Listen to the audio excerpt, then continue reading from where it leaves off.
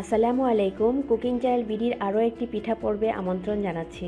আজকে আমি তৈরি করব পাটিসাপটা পিঠা। তাহলে চলুন দেখে নেই পিঠা তৈরি করতে কি কি লাগছে আর তার পুরো প্রস্তুত প্রণালী। পিঠার ভেতরের পুরের জন্য এখানে আমি দুধ নিয়েছি 1.5 লিটার। আমি এখানে লিকুইড দুধ নিয়েছি, কেউ চাইলে পাউডার দুধও নিতে পারেন। এখানে আছে চিনির পরিমাণটা যে যেমন মিষ্টি পছন্দ করেন সেভাবেই দিয়ে নেবেন।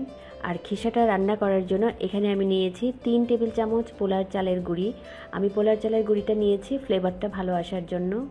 দুধ, চিনি আর এই চালের গুঁড়িটা দিয়ে আমি খিসাটা তৈরি করে নিব। চালের গুঁড়ি নিয়েছি 2 কাপ, এখানে ময়দা নিয়েছি 1.25 কাপ, তেল আছে 3 টেবিল চামচ। আর বেটারটা করার জন্য লাগবে কুসুম গরম পানি। পানিটা প্রয়োজন মতো দিয়ে নিব।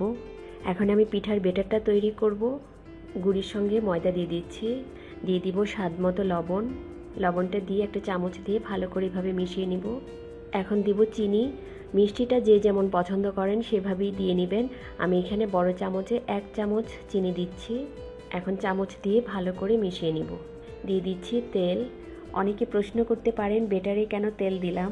বেটারে তেল দিয়ে দিলে বারবার প্যানের গায়ে তেল লাগাতে হয় না, আবার পিঠাটাও অনেক মসৃণ থাকে। এইভাবে সব কিছু খুব ভালো করে মিশিয়ে নিতে হবে। এখন অল্প অল্প পানি দিয়ে বেটারটা তৈরি করে নিতে হবে। পানির পরিমাণটা আপনারা বুঝিয়ে দিয়ে নেবেন, কারণ শুকনা গুঁড়িতে পানি বেশি লাগে, আবার ভেজা গুঁড়িতে পানি কম লাগে।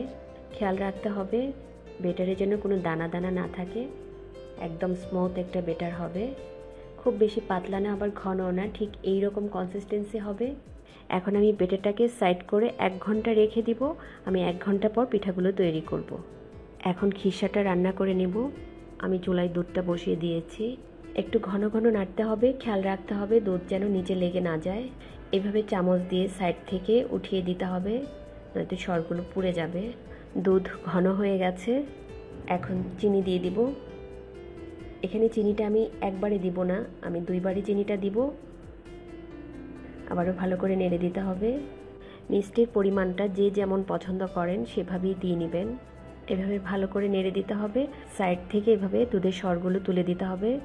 এখন ঠান্ডা দুধ দিয়ে গুলিয়ে চালের গুঁড়ি দুধে দিয়ে দিব। দিয়ে সাথে সাথে নাড়তে হবে, খেয়াল রাখতে হবে যেন দানা বেঁধে না যায়। খিসাটা ঘন হয়ে গেছে, এর চেয়ে বেশি আর ঘন করব না, ঠান্ডা হলে আর একটু ঘন হবে। আমি চুলার গ্যাসটা অফ করে দিয়েছি। এখন আমি একটা হটপটে বেড়ে নিচ্ছি। এইভাবে ঢাকনাটা লাগিয়ে পাশে রেখে দেব। এখন আমি পিঠাগুলো তৈরি করব। আমি চুলায় একটা প্যান বসিয়ে দিয়েছি। টিস্যুতে একটু তেল লাগিয়ে প্যানটা একটু মুছে নেব। পিঠাটা দেওয়ার আগে বেটারটা একটু ভালো করে নাড়িয়ে নিতে হবে। একটা গোল চামচে করে 1 চামচ দিয়ে এইভাবে প্যানটা ঘুরিয়ে ঘুরিয়ে বড় করে দিতে হবে। ঢেকে দিচ্ছি অল্প সময়ের জন্য। কালারটা চেঞ্জ হয়ে গেছে। এখন খিসা দিয়ে দিব ভিতরে। এখন একটা স্প্যাচুলা দিয়ে এইভাবে ফোল্ড করে দিতে হবে। হয়ে গেছে, আমি একটা প্লেটে নামিয়ে নিচ্ছি। আমি আরেকটা পিঠা তৈরি করছি। বেটারটা দিয়ে এভাবে প্যানটা ধরে ঘুরিয়ে ঘুরিয়ে বড় করে নিতে হবে। অল্প সময়ের জন্য ঢেকে দিচ্ছি। এখন খিসা দিয়ে দিচ্ছি। কম বা বেশি যে যেমন পছন্দ করেন সেভাবেই দিয়ে নেবেন। এইভাবে ফোল্ড করে দিতে হবে। হয়ে গেছে, নামিয়ে নিচ্ছি। এইভাবে আমি সবগুলো পিঠা তৈরি করে নেব। তৈরি হয়ে গেল পাটিসাপটা পিঠা। আমার রেসিপিগুলো ভালো লাগলে লাইক, কমেন্ট ও শেয়ার করবেন। আর নিত্য নতুন আপডেট পেতে আমার চ্যানেলটি সাবস্ক্রাইব করবেন। সবাই ভালো থাকবেন। ভিডিওটি দেখার জন্য অসংখ্য ধন্যবাদ। আল্লাহ হাফেজ।